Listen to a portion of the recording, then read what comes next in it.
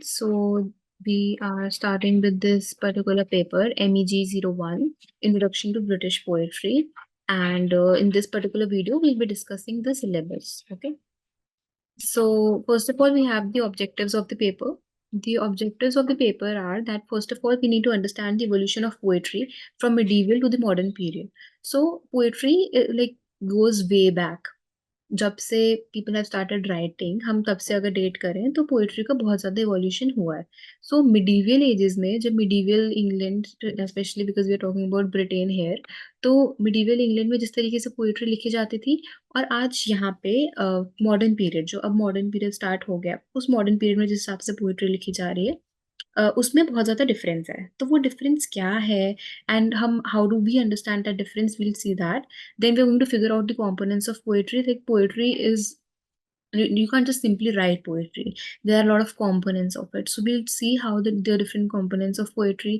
Then we have to understand the background of various poets in different ages, because whatever poet is writing, वो अपने as के हिसाब से लिख रहा है. जो उसके age in the sense the time period ही बिलोंग्स टू, तो उसके टाइम पीरियड में जिस हिसाब से बातें हो रही हैं, जो चल रहा है, जो सोशियो इकोनॉमिकल फैक्टर्स होते हैं, हर चीज होती है, वो उसको ध्यान रखते हुए लिखता है. तो we'll see how those things impact a poet's writing.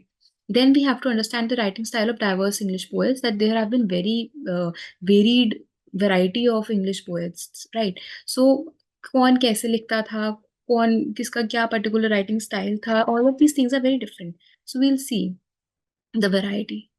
Okay, first of all, in this syllabus, the block one, we have the orientation for the study of poetry and the medieval poet Chaucer. Then you have the undertaking, a study of Spenser in block two. Block three consists of the metaphysical poets Donne and Herbert. Then in the fourth block, we have studying Milton. Fifth block is the new classical poets Dryden and Pope. Then we have block six, the romantic poets Blake, Wordsworth, Coleridge. Block 7, we have the second generational romantic poets, Shelley and Keats. Then the Victorian poets, Browning, D.G. and Christiana Rossetti, Oscar Wilde. Then you have the modern poets. Now these modern poets come into this particular 20th century we're talking here. Then some postmodernist. So modernist and postmodernist poets, Dylan Thomas, Philip Larkin, and Sylvia Plath. So these are the particular blocks that we're going to study. And right now, let's go from one block to another and see the syllabus individually, unit wise. So first of all, here we have the block one, orientation for the study of poetry and the medieval poet Chaucer. So here we are talking about Chaucer. Now, first of all, there is from evolution of portraits towards the explication of poems. कि पहले जैसे poem starting में नहीं थी. Poem से पहले there was portraits. People used to paint before and then they started writing.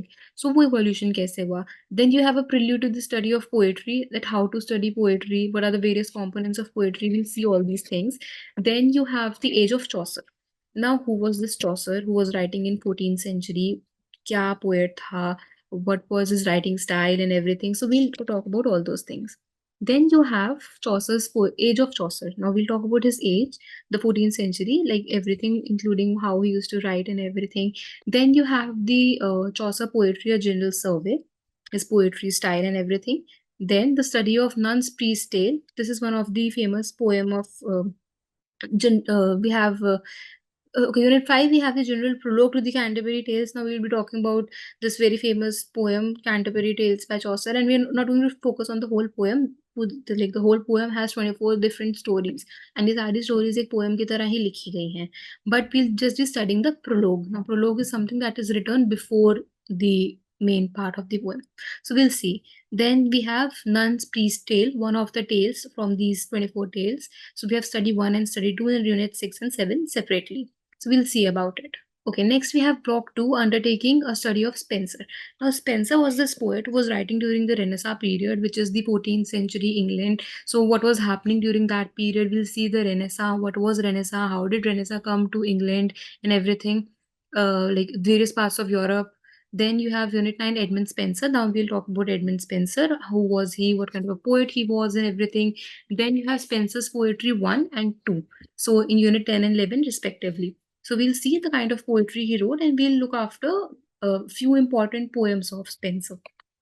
Next, you have block 3, the metaphysical poet Donne Herbert. So we have unit 12, we have poetry and society in the 17th century. We're talking about the pre-restoration period. Then you have Unit 3, John Donne, Portrait of Man, his thematic and technical innovations, and textual study of four love poems. So, what kind of a poet John Donne was, and we'll be studying four love poems of John Donne. Now, John Donne was a metaphysical poet, as we know, and this is metaphysics is something that is very common to his poetry. So, we'll see the themes, the hints of metaphysics in his poetry. Then you have further exploration into poems of love and faith. Then, Unit 15, we have George Herbert, a study of his poems. Now, George Herbert was a priest and he wrote very lyric in a very lyrical manner. So, we'll see his writing style here. Then, we have Andrew Marvell, a study of his poem. Now, Andrew Marvell was a satirist. So, we'll see how he has like put a satire on the society during his times in the form of poetry. In the block 4, we have studying Milton. So, we'll be studying Milton, very famous English poet, like one of the most famous English poets, the late Renaissance, how Renaissance was ending. First of all, we'll see how Renaissance began. Then we'll see how Renaissance was coming to an end. Then we'll talk about Milton, his life. Now, Milton was a devout Christian. So, the themes of incarnation, Jesus Christ, crucifixion, all the biblical connotations are very common in Milton's study. Then we have a survey of Milton's lesser poems and prose. And on the morning of Christ's nativity, now see, as I mentioned, the mention of Christ is very common in Milton's poetry. So we'll see that on the morning of Christ's nativity. And then you have Lycidas. Now, Lycidas is a memoir that he has written for his friend who died during this sea storm. So we'll see about that. Then we have the Allegro. Then we have Penseroso and the sonnets. So we'll see how these different poems by Milton, how he has written and what are the different writing styles, themes of these particular poetry. This whole block is focusing on Milton. Then you have the neoclassical poets, Dryden and Pope. Now, these neoclassical poets were some like the people who were writing after in the neoclassical period. Now, this neoclassical period is the period of enlightenment, where and what do we mean by enlightenment is that इस time पे England में ना बहुत ज़्यादा work publish हो रहा था. Like people were getting enlightened, the writers were enlightened, and they wanted to enlighten the public, the readers, by their writings. So there here we have the age of Dryden. Now Dryden again was a satirist, so we'll see the condition of England, the society of England during that time through his poems. Then you have his life. Then we have Mac Flecknoe. Now Mac Flecknoe is a mock epic by Dryden, very famous one. So we'll see how it is a satire and epic. Epics are long poems. It's a mock epic, so it's a mockery. Then you have Pope, another very famous English poet, a background of an epistle to Dr. Urbanot. Dr. Urbanot was actually a friend of him who died, and Pope has written on him. And then you have a study of an epistle to Dr. Urbanot. So we'll see about this whole poem. Next, you have the romantic poets. Now we are moving forward to the next age in the next period of years in England. Now we are at the romantic poets. We have Blake, Wordsworth, and Coleridge. So, how the romantic poetry is different from what was written before? Like romantics were people who were very great with imagination. So, what was the feature of romantic poetry? We'll see. Then we have William Blake, very famous English romantic poet. He loved nature and he made great comments on the society, the English society. So we have a very famous, and he was very blunt in his writings. Whatever things were going around in the society, he used to write them as it is. So we'll see how William Blake was writing. Then you have Wordsworth again. He loved nature. Wordsworth love for nature, like the famous poem Daffodils. We know Wordsworth from there. So we'll see how the Prelude Book One, a critical analysis, and then you have Coleridge. Now, Coleridge, another very famous English romantic poet, and we have two works of him, Kubla Khan and Dejection and Ode. So we'll see these works of Blake, Wordsworth, and Coleridge in this particular block. Then you have the second generation romantic poets. Now, earlier we had the first generation. Now, this is the second generation because romantic period was it was a long period in the history of English literature. So the first generation was the previous one. Now in the block 7, we have the second generation. The second generation in unit 31, we have the poet of volcanic hope, P.B. Shelley. Introduction to Romantic Poetry. So we have P.B. Shelley here. Now, P.B. Shelley, a poet of volcanic hope. Why are we calling him a poet of volcanic hope? Because this hope was something that was very common, a common motive, for example, to his poetry. So we'll see how. Then we have a study of the triumph of life. In Unit 33, we have Keats, Hyperion, a fragment, Wordsworth, Prelude Book 1, a critical analysis. So we'll have a critical analysis of that particular, and then there is Hyperion Fragment 2, then Hyperion Fragment 3. So this is how we're going to move forward with Keats right now. And after this, the next block, we have the Victorian poets. Now, Victorian poetry is like in complete contrast with the romantic poetry. Romantic poetry were obsessed with imagination and everything. The Victorian poets were realist. Like they wanted to talk about the social change that were going around in the society, and that is why they were less romantic, less imaginary, and more realistic.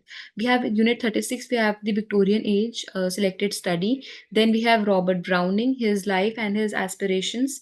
Then Robert Browning, too early, poems of Robert Browning. Now, Robert Browning used irony and dark humor a lot in his poetry, so we'll see how that is to be done. Then you have two poems from Men and Women. Then in unit 40, we have the Pre-Raphaelite Brotherhood, Dante and Gabriel Rossetti. So what is this Pre-Raphaelite movement? These people wanted to revive the long-lost glory of English literature. क्योंकि renaissance को बहुत time हो गया and people have forgotten about the history of English literature. So जो Pre-Raphaelite थे वो अपना पुराना literature, पुरानी values and everything, the artwork, they wanted to revive that. Then you have Oscar Wilde, The Ballad of Reading Gaol. So Oscar Wilde was another very famous writer, and he used to write stories a lot, and he has not written much poetry, but we have a few poems by him, and we're going to study this particular one, The Ballad of Reading Gaol. Next, we have the modernists. Now, modernists were the people of the poets of the 20th century. Now, England has come to the modern period. We have modern British poetry, an introduction. Then we have W.B. Yeats, his background, system, and poetic career. So, we are going to talk about Yeats here. And W.B. Yeats was another very famous Irish poet, and he used to write a lot about love and everything. Then we have the Easter poetry of W.B. Yeats. Then the T.S. Eliot, Wasteland 1, 2, and 3. Now, Wasteland is literally the Bible of English literature, poetry, when it comes to poetry, because it has covered almost everything, every theme, every event, all the angst of the modern man, what a modern what a modern man was facing in the British period, in the this particular 20th century. So this is a very important poem, and we are going to focus a lot on this one. Then you have block 10, some modernist and postmodernist. So now from modernist we have moved on to postmodernist. We have Dylan Thomas here, and Dylan Thomas used to write about influence from his own personal experiences, and he used to write poetry through that. So we'll see how. Then we have Philip Larkin and his movement poetry. Now what we talk about movement poetry, it is about the nostalgia of the past again. So they talk about the rural life, the long lost rural life of England, and ghettoization and everything. So that is a common theme in Philip Larkin's poetry. So then we have Sylvia Plath and confessional poetry. Now, confessional poetry is something when the poet is writing his work as a confession. So confession is something very personal. So this kind of a poetry is influenced a lot from the poet's personal life. So Sylvia Plath was one such writer, and the problems, the depression, and every anxieties that she had gone through in her personal life are reflected directly into her poetry. So we'll study that. So now what is poetry? Once again, a synopsis. So we'll do that, and then you have the essays and evaluations in the last unit of this block.